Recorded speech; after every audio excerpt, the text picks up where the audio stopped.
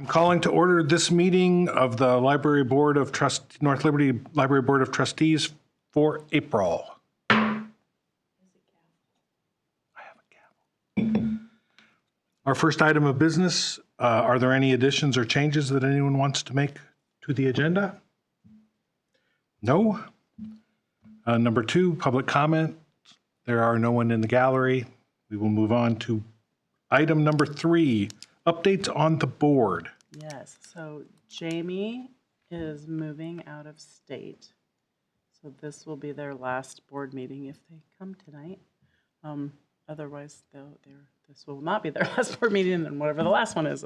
Jamie gave me a lot of notice, so I think they reached out in February to let me know. And so I was able to work with Tracy, and there happened to have been a new application. Someone just moved to town and put in the application not too long after, interested in the board. And they, I think, will be a fantastic board member. I'm meeting with her tomorrow. Her name is Stephanie Munsterman. So Stephanie will join us starting in May. So we'd have no lapse, which is kind of nice. That's great. Very good. And it's Stefanie Mun. Munsterman.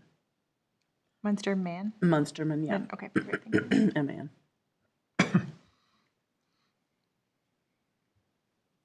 All right, on to item 4, approval of the minutes. We don't have the quorum needed for January. No.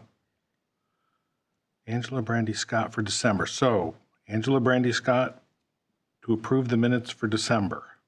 I move to approve. I second the motion. All those in favor? Aye. Aye.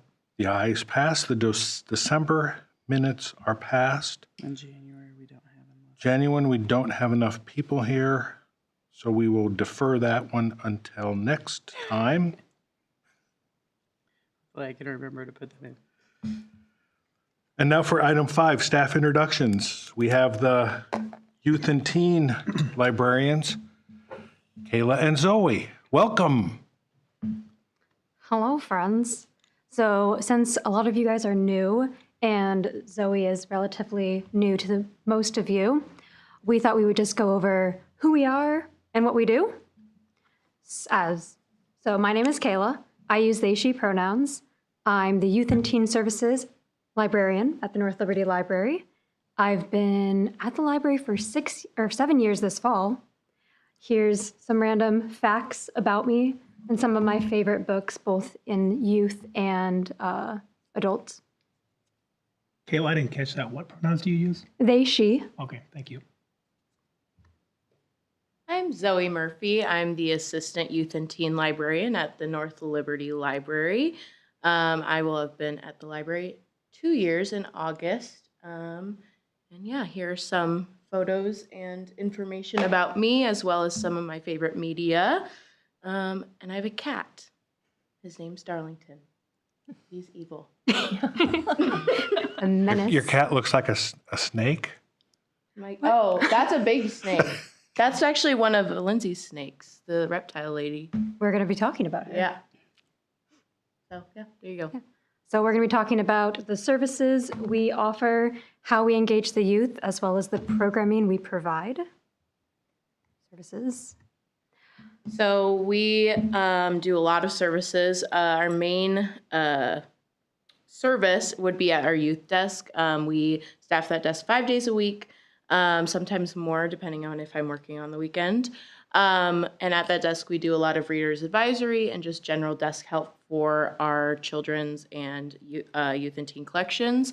Here we also engage with our youth. They like to come up and chat with us.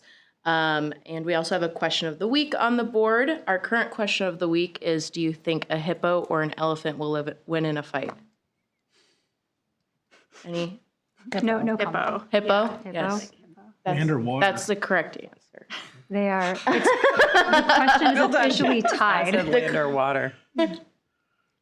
On land. Yeah, land or water. I mean, Oh, water definitely did. Semantics, Ooh, yes. yeah. Yeah, those are the important questions that the kids do ask. And I say, you need to come up with that answer on your own. It's about decision making. The point of question of the week is for them to make a decision. And our desk sits in front of our teen lounge, which is a great place for 6th to 12th graders to hang out. It used to be 7th to 12th graders, but we changed that because of the reclassification of 6th graders from elementary kids to middle school kids. And so that teen lounge has 2 video game consoles, a PS5 and a Switch. It has a bunch of board games. It has charging stations. It has computers. It's just a great third space for teens and tweens to come hang out. So. Yeah. We also offer a daily snack to everyone under the age of 18 with HAYCAP as well as table to table. So HAYCAP's food reservoir with table to table. And we offer the kids a piece of fruit as well as a pastry item. Helps feed those hungry kiddos. We also have library or book displays throughout the youth collection. It's currently graphic novels and Books with movie adaptations or movie television adaptations. adaptations. Is there any concern about the continued availability of food or funding through HAYCAP with respect to some of the changes that they've been experiencing? yes. Okay. There sure is.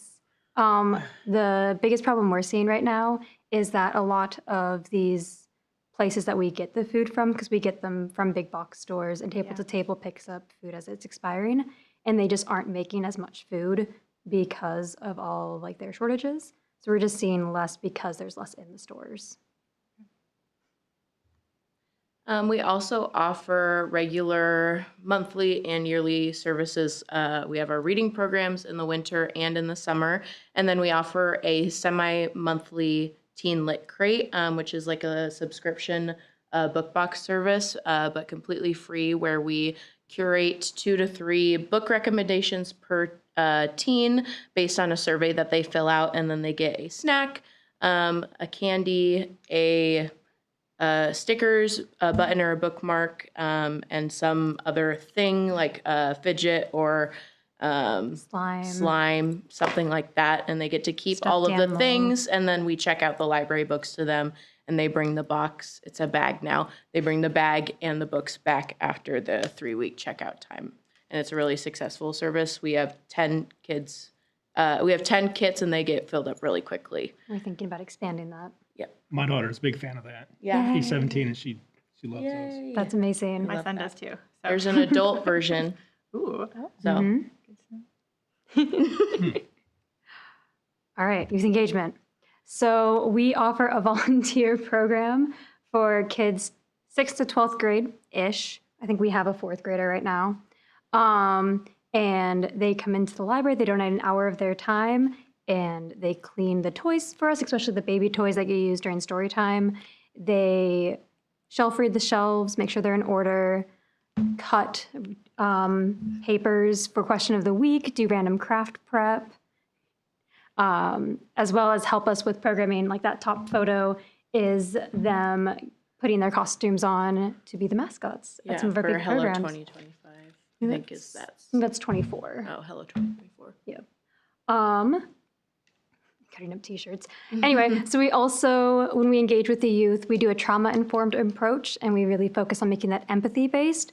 The flow chart underneath that photo, which is very difficult to see, and it's not meant to be readable, is our approach for how we deal with disruptive behavior.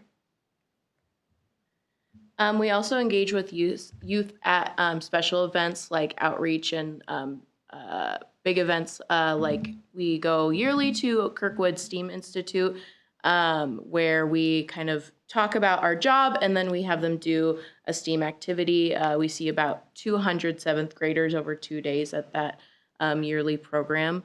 We do Pizza and Politicians, which is a yearly program where we invite local politicians and state level politicians to come and chat about what their job is like and about any issues that are happening in the area, specifically with tweens and teens, to help them with civic engagement and so that they'll be participatory in our community. Take Your Child to the Library is a national day where it encourages parents who may not have explored their public library or have been to the library before to bring their children in. We do a story time. At ours this year, we offered a Heartlanders game raffle And Dash, the Heartlanders mascot, was there and sat for story time and took pictures and engaged with them as well. And then we participate at One Book, Two Book Festival, which is a Iowa City, Coralville, North Liberty, like cumulative library participation where we do story times. There are book vendors. It's just a literature festival for kids. It's aimed at kids. So. And the vast majority of what we do is programming. So I am assuming that most of you know what City Slate programming, or what just City Slate is in general, but we both, like that top list is all of the events that we help out with in our department, and then underneath is some of them that City Slate helps us fund and make possible, make bigger, make amazing. We break our age group, so we cover 13 grades. Yeah. Was that math? Cool, that was math. We cover 13 grades, so we break that up into 3 sections: kindergarten to 3rd grade, which we call like school age, or early. Yeah. Yeah. Early school age. 4th to 6th grade, which are our tweens, and 7th to 12th grade, which are our teens. And we offer them monthly programming during the school year. We offer it weekly over the summer. And we kind of rotate through like Legos, activities, STEM, crafts, and just do a whole bunch of fun. And then we also do special programs and outreach programs throughout the year, the school year. Kayla runs a service group called Joy. It's Junior Optimist International, and they're a section of the Optimist, but just the junior version. And they do service for the community. We do outreach at Liberty High School weekly on Wednesdays, where we go and we do crafts and we do STEM activities. We did a 3D printer module once, which was a lot of fun. Quarterly or trimesterly, we do an after-hours program for our tween demographic, where they can come to the library on a Friday night after it's been closed and run around and scream and eat pizza. We do a Nerf Wars one, which is pretty cool and fun. And it's just a chance for them to be in the library in a less formal setting. And then we have a lot of presenters. I was talking about the reptile lady. Her name's Lindsay. She came a couple of weeks ago and did a program, and we had 150 people come and hold snakes and look at tarantulas and engage with animals that they might not have seen before. We have a picture of Raptology in there. They're a raptor bird sanctuary. And then we're having a stingray petting zoo this summer, which will be fun. So, yeah. So summer, we do a lot of programs over the summer. I think we decided it was about 10 programs a week, including our outreaches. So we started off with our kickoff party, which are those top 2 photos, where people can come, do a lot of chaotic activities, sign up for the summer reading program, get some sweet treat. I think we're doing ice cream this year. Which is inflatables. Yeah, it's a City Slate event, so we do make it like a little bit bigger than we would normally. In addition to our summer reading program, which Zoe talked about, we also engage our teens and tweens with a scratch ticket program. This year is a little different because we have trading cards. They're dragon trading cards, which are really cool. So every time they come to one of our programs, they get a collection of trading cards. They get a prize entered into our drawing. Good times. We do 5 outreaches weekly over the summer. We do the 2 Frog Hollows, Learning Grove, Montessori, and Rexters, where we read some books. We do a craft or activity. It's fairly similar to what we do at the Rancho House, but just in a different setting. Then we do the pool party to end it out, where any teen or tween who have finished the summer reading program can come, bring a friend, hang out in the rec pool for a couple hours over the evening, eat some pizza. Eat more pizza. Yeah. Yeah, in addition to like all of the special programs that we talked about. Questions for us? Comments? I would just say you do such a good job. Thank you. So I've got 3 kids, all of which just love the library and the services that you all have done. One, they both do the teen, or one does the teen, one does the tween, one is the youngest group. Yes, one of each. Yes, one of each. They've done the teen lit crate. But I think the thing that is really impressive is how welcoming your team is to kids that are coming in. Every time I walk through the library, and I walk through almost every day, I've got kids who are in Rexters. But there's such a diverse group of students who are coming through, and your team always is just smiling and happy, and the kids look like they're happy and welcome. So really well done. Thank you. They're good kids. If you ever do dinosaur trading cards, let me know. A little bit. We are doing a dinosaur excavation program in the May. Or in the May. In the May. Not the same thing, but we are going to be making Dino eggs that they can Yes. take home and dig break out. apart. I'm a big Yeah. dinosaur guy. Yeah. Cool. Mhm. Whew, I'm tired just listening to you guys. It's And not. it's not even summer yet. Yay. It's not that bad. I'm just gonna not eject it. Yay. Yay! Thank you. Thank you. Thank you. Thank you. Thank you.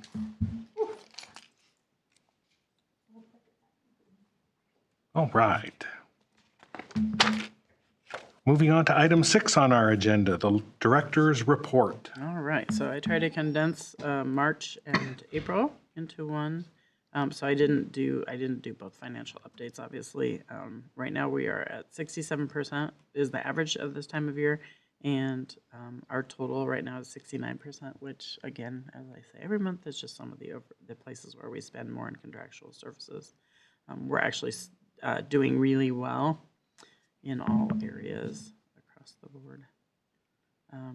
I just wanted to talk a little bit about some of the library legislation that was up this month or this year in the two bills that we were pretty concerned about that passed the first funnel but did not make it through and passed the second funnel were House File 880 and House File 521. Those were probably the most concerning ones. One prevented libraries from receiving state program funds or monies and funding if we were members in ALA or ILA. That one, and both of them we expressed concerns with, and I have some friends who have, we all talked to our legislators, I think, across the board, and I think it was a pretty bipartisan response was that most people did not agree with these bills. So that was good. I don't think they're going away. We also had the 521 was the one that removed obscenity exemptions from libraries and would have been a rough one. They also had another bill that they introduced that died that would have allowed people to sue civil suits against librarians if someone brought home something they felt was obscene. So it was very objective on the part of, or subjective, depending on how you want to word it, on the part of the allowing patrons to make those decisions, which is a little bit scary. But as mentioned, none of those passed, so we were happy to see them go. There is still one that I'm personally concerned about. I asked the Iowa Library Association if they were going to press on it, and they have not. They said they only were doing ones that were specific to libraries, which I feel that this one is. This bill, which has a companion bill, which I can't find much information on now, so I think it might be out of the way, prohibits state and municipal entities from enacting any program related to DEI. It is no programming, no statements, so our inclusivity statement would be gone. No policies, no strategic plan. Anything that would have DEI on it would have to be erased, and DEI is written in the bill in this way. Race, color, ethnicity, gender, identity, and sexual orientation. Very specific to what. So it doesn't count against any of the senior programming, the 55 plus programming we do, which we would consider DEI. It doesn't count against anything with accessibility, for special needs groups that come in, which we also consider DEI. So the concern, obviously, is that it's still sitting there. I'm hoping by the end of this week, when we're getting close to the end, that it will just evaporate and be gone. Right now, it just says it's kind of filed away in a box. That doesn't mean that they couldn't bring it out and vote on it before the end of this funnel, or before the end of the legislative session. So I will keep you all posted. We have talked a lot about what that looks like for us. We have a lot of programs coming up that we would be concerned about. The one plus is that one of the things that's written into the bill is that you can have one off if you have a speaker come and do a program for you. It can be a one-off program. It can't repeat, it can't happen again, but we could use that to help us be able to do some things that we're doing right now. Can you do, I mean, tolerance and inclusivity as opposed to I don't think you can protected say classes? inclusivity. I mean, is it going to be a list of prohibited bad words? It's the bill is got a list and lists of words that you can't use. You can look at the bill and I'll read have it. to look and at it it's again. Absolutely, Yeah, I had glanced a at the. yeah. Grant brought it to me, and my city attorney, as a side note, brought it to me, knowing that I would want to hear about it. Which I had already talked with Ryan about it. He and I had a conversation because one of the city council members asked that we send them all of our programming that we had that had DEI. And the amount of time that it took me to even put the list together was inordinate. It was crazy. So I included everything. I included our St. Patrick's Day parties and our, anything that had to do with May Day, our May Day party, all the things, and made sure that they understand that this is heavier than what we think. One of the things that I spoke to John Kreska from Every Library, and he said the thing that you need to get to is the people in the majority groups in the community that are being affected by this. So Polish, Jewish, Danish, anybody who wants to have a celebration, this would affect. So we did a little bit of grassroots efforts, but I don't know how much emphasis how much got back, because we sent it to one group and they were just like, oh, well, our grassroots group, which I'll talk about later, sent it to one group and they were just like, oh, it's already died. It's already passed. We can't do anything about it. It's like, no, it's only passed in the House. It has not passed completely. So contact your legislators. And we've had discussions about my ability to do advocacy work when I'm on the clock, as long as it's bipartisan work. There's not an issue with me doing that. It's just, and that's what it is. I mean, we're just asking people to advocate for the library. So I've continued to do that work as much as I'm able within my means. We will see what happens with it. It's an interesting bill. I mean, our city attorney, when he brought it in, he's like, have you read it? And I said, no, because my city administrator told me not to. He said it would make me mad. He's like, that's not very good advice. You have to read it. And I said, I will read it, just not right now. And I did. I read through the whole thing. So moving on, though, we'll see where it goes. I'm really hopeful that it'll just pass. The end of the session will just be here, and we won't see it go anymore. It's been sitting there since April 10th, so my fingers are crossed. And just a staff update, a whirlwind happened within the last couple of months. We have had 3 library assistant positions. We had 2 open. One is someone who did just not return after maternity leave, and the other one was someone who moved out of state. She had come back to us and then moved again. So she's no longer, she left at the beginning of the month. And then we had a page position that was open that we decided to fill for summer, which we knew we were going to do that. And then we decided, since we got such a huge applicant pool and good applicants, to hire a 3rd library assistant, knowing that we have another couple of graduates coming up that we'll lose probably within the next 6 to 8 months. At least one of them is leaving for sure. The other one is not sure. So we're not sure on that one. And then we have another graduate who is going to Iowa, so we get to keep them. So that's awesome. So we have 4 new people starting right now. Kelly's been onboarding for the last couple of weeks. We have another one starting this week, a 3rd, and then the 4th one starts next week. So she's had a little time, but she's doing a lot of training right now and meeting with, and it's a really stellar group of folks. We're pretty excited about. One of them you'll recognize, Scott, is Jessie Beck, who used to be on the library board. So she'll be starting. Nice. She finished grad school, and we're excited to have her start with us. And then 3 other candidates who all have either library experience or library background, interest in going into libraries. So we're pretty excited.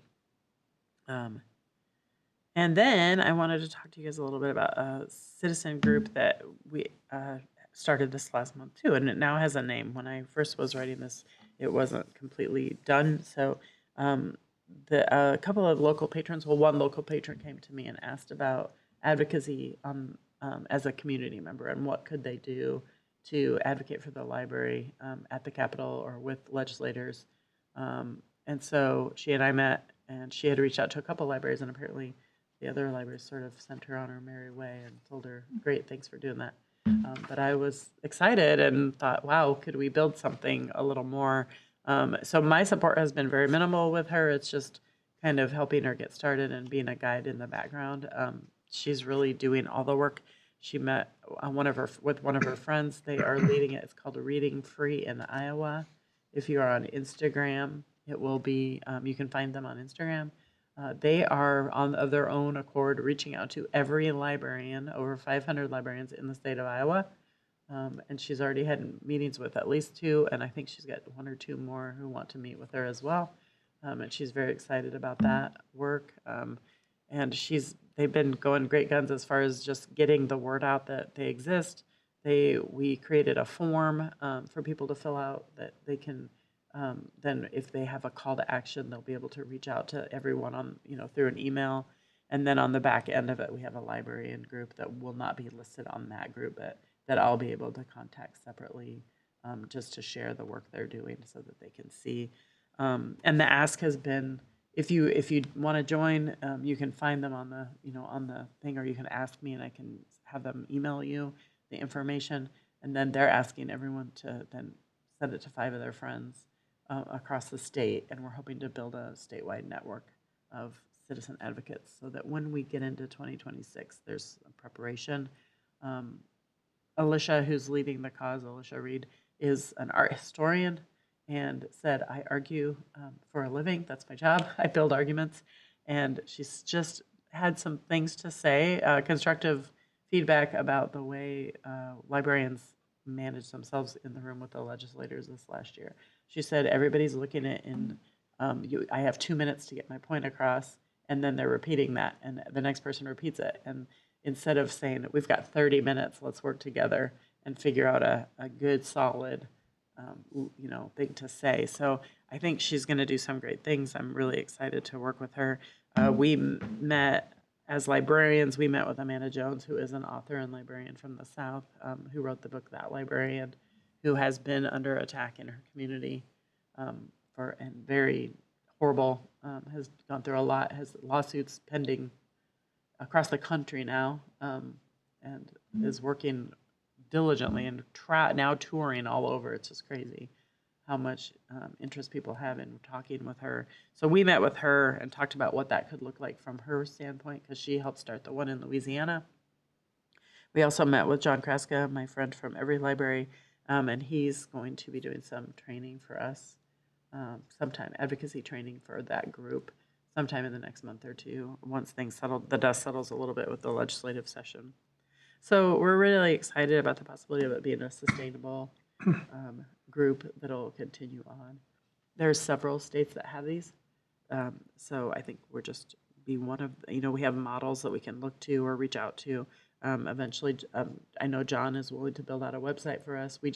He offered to do it like the day we met him. And I was just like, we want to do this correctly and slowly so that we're intentional in how we handle it. So I think we'll be ready to have another meeting with him soon, but I know he's in the throes of a lot of legislative work right now. So we're just kind of waiting in the wings. Does anybody have any questions about that? Okay, sorry, my nose is stuffing up. Mission and vision statement, that'll be coming up. It's in the packet. The committee met and drafted the mission and vision statement in March. Was it March? You were on it. April, or maybe February. Yeah, yeah, I don't know. Anyway, it was before the last meeting, and we were going to bring it up then. The exciting thing about the mission and vision, we had a plan in place, and Abby Cobb, who is currently our equity coordinator for the city, engagement and equity coordinator, I asked Abby, brand new, she's just starting, if she would lead the vision and mission statement planning or drafting, and she agreed, not knowing what she was getting herself into. And then we found a process online that I asked her to use. And then we invited a couple of community members, and Scott came, and I think 5 of the staff-ish, 4 or 5 staff. And the day of it, I had an emergency, and I couldn't be there. And Abby was like, "Do we need to cancel?" And I said, "I trust you. I'm just going to let you guys do this work." And they did a great job. And not only did they come up with a mission statement, but they came up with a vision, which was not something I had asked them to do. Now, if this bill passes, that will have to be rewritten. But right now, it's lovely, and we're going to hope that it doesn't. So I'm gonna ask you to look at those below, and then hopefully pass those tonight or approve of those tonight. Public Libraries of Johnson County is working on some new posters for the schools, so that when to put up before the end of the school year. Hopefully, I'll be delivering those later this week, actually, around to all the schools. And we are Lynn County is jumping on board and wants to do some in Lynn County now. Danny from our library staff designed them. Basically, they just say, "Can't find what you need here, check out your public libraries." And they list all of our public libraries at the bottom. Our hope is that it was partially in response to the legislation that passed where the books got pulled from the school shelves. That was when I first raised the idea of doing this. And then we just didn't get it done last year. Now that law has been put on hold right now. So I don't know if the schools are putting those books back right now because they can, or what's going on, but we still want to make sure that the students know that we're here for them in the community for summer and for other times of the year. So we have 3 different versions of the poster, I think, that will be going out with the college community group. They wanted some of the northern and southern Lynn County, northern Johnson County libraries on that one. So that one's a separate one. But we're pretty excited to distribute those to every school in the districts in the 2 counties, and to the private schools as well.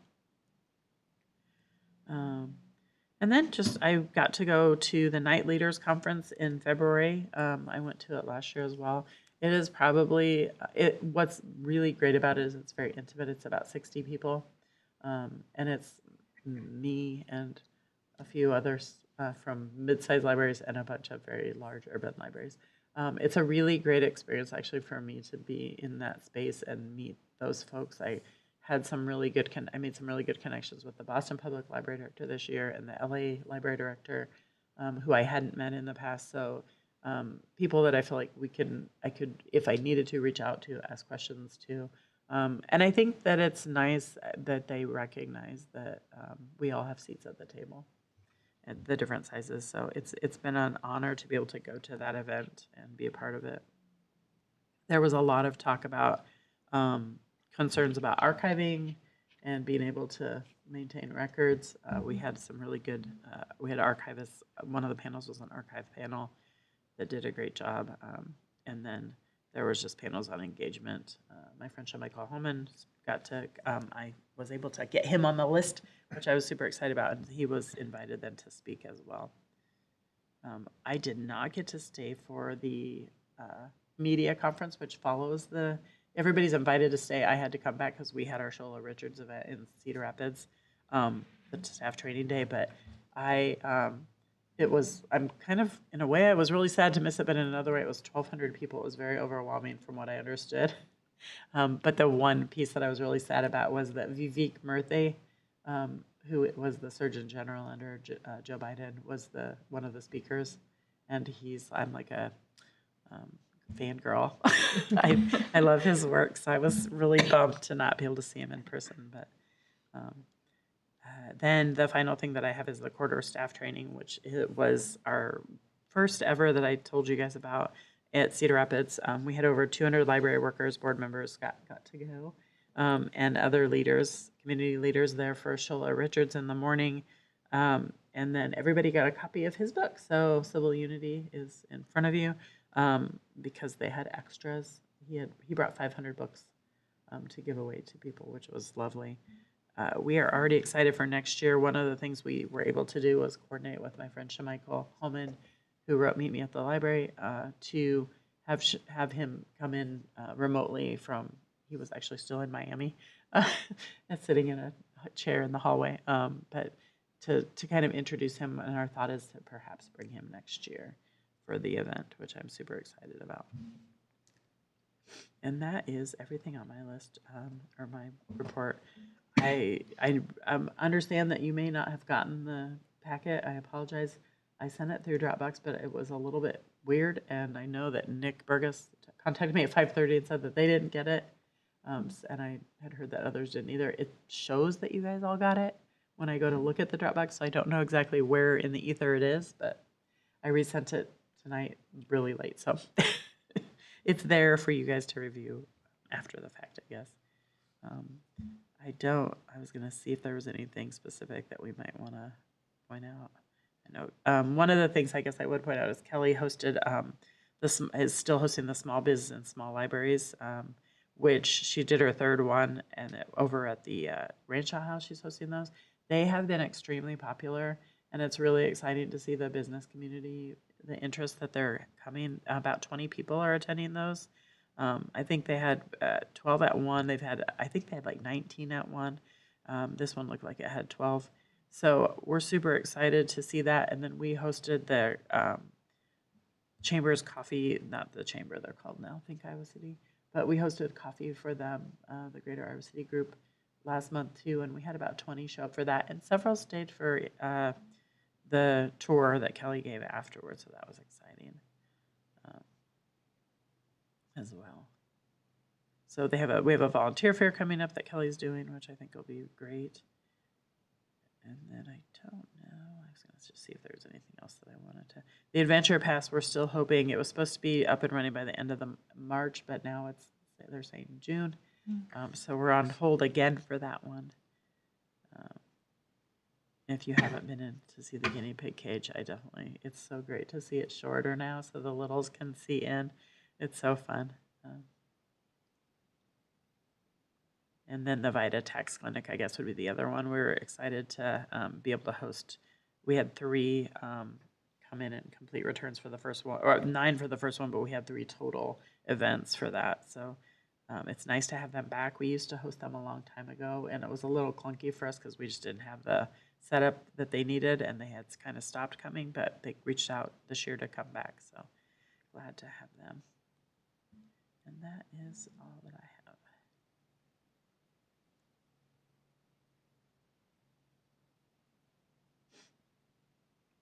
All right. Any questions for the director? Very good. We will move on to item number 7 of our agenda tonight, policy review. The first policy to review is the proctoring policy. Which we don't have any real recommendations for anything unless you guys note anything. It's a pretty simple 1-pager, so it's not too. Very good. I will move to approve that one in its current form. Do I have a second? I'll second. All those in favor, please say aye. Aye. Opposed? Nay? Hearing none in the negative, the proctoring policy is approved for another year. So the mission statement. So the mission statement. The first one is our current one, and then some notes that I had made early on when we were kind of planning this. We will put the library service program back on there. That is part of what we need to have listed somewhere in our state stuff, so that'll go back on. But otherwise, the draft is below the mission statement, and I think it's fantastic. I love the word radical is my favorite word in the world, one of my favorite words, and I love that they included it. And I will say that one of the things that I have learned since this radical also means the little offshoots of roots. So the little tiny offshoots of roots are radicals. So I love all the meanings of radical and what that stands for. So I think they did a great job. I'm super excited. And also on the vision statement. And Abby has already reworked the vision statement if we end up having to change it for For legal reasons. So the session should be done by our May meeting, I would think. Would it make sense to just defer this a month rather than to adopt it and then have to announce a change to it? I mean, you can, or you could just, I mean, I think you could maybe just approve it, and then all we're gonna do is just work the wording to take out the words that they want to allow us, if you guys would be okay with us just doing that. But it's up to you. I really think that's totally at your call. I think I if mean- we approve it, it probably should come back. Okay. Just as a matter of like procedure, I would think. And I I don't would know, I like to, defer I would to the- like to approve it because it's got the naughty words in it. I think it's great. No, I personally love what you came up with it. I'm just wondering if it makes sense, if we'll know with certainty whether or not there's going to have to be a change at our I mean, next we should, meeting. I mean, you're saying you want to approve it just so that we have it at least for a month? Yes, That's that fair. would be my I position. mean, I think it's great. I'm in no way. Is it going to be put on things that will have to be changed for a month? Just the website. Just the website? We won't put it anywhere. The vision statement won't go anywhere else anyway, besides the website. The mission statement could, but we won't have to Okay, change but it's not going that. to be like on printed things that we have to, that Yeah, the library will no, have to we pay won't. to Yeah, we won't fix. have to do anything with it for now. And I can always hold off too, knowing that in a couple of weeks we'll know more. But Well, I think it's great. I have no concern with adopting it other than the timing of it in terms of having to come back. Could we adopt it with the request for an update at the next meeting? Of course. And then if legislation has passed, if you would just kind of provide us with the updated version Yeah, to for close sure. the For close sure. the loop on it. Yep. I'm just gonna make Not a that we're note. going to object to it, I wouldn't think, but I would like to see where it lands if it has to change.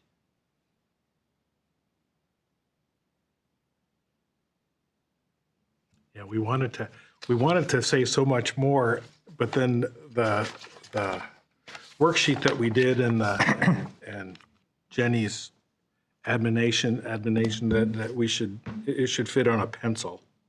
Oh, I like that. So we, and that basically was repeated in the workshop stuff that we did. Was it? Yeah, oh yeah. That's something The that best mission statements have fewer than 10 words. one of my mentors back in the day, many, many, many years ago, was the one that told me that. We just wanted to say a whole lot, so we said, let's just do a vision statement too. Which I love. So you did 11 words just to push the envelope? Exactly. Exactly. Well, actually, I think that was Judy's, because Judy said everything needs to be in threes, so we had to add a third. We couldn't just be community and dignity. We needed to have a third, she said. Well, at least you have the Oxford comma in there. Exactly. I support that as well. Oh, all right. Big fan of the Oxford comma. We should make that a thing that we approve. I've gotten We back need a into the policy. habit. I was a journalist in college, so I dropped the comma because it was not allowed, or they didn't want us to have it. And I've brought it back to my life. My English degree didn't agree with my journalism degree. They didn't jive. I believe at my workplace we're instructed not to use the Oxford comma, and so of course I Use it. use it everywhere. Anyway, do we have any more comment on the statements? Feedbacks? All right. It looks good. With the instruction that it's brought back to us if the law comes into being where we need to see a change in the vision statement, do I have a motion to approve the mission statement?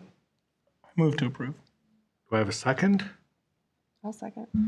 All those in favor, please say aye. Aye. All those opposed, nay. Hearing nothing in the negative, the mission statement is approved. All right. Item number 8, new business. Do we have any new business? All right. On to the final agenda item. Do I have a motion to adjourn? Sure, I'll move to adjourn. We are adjourned.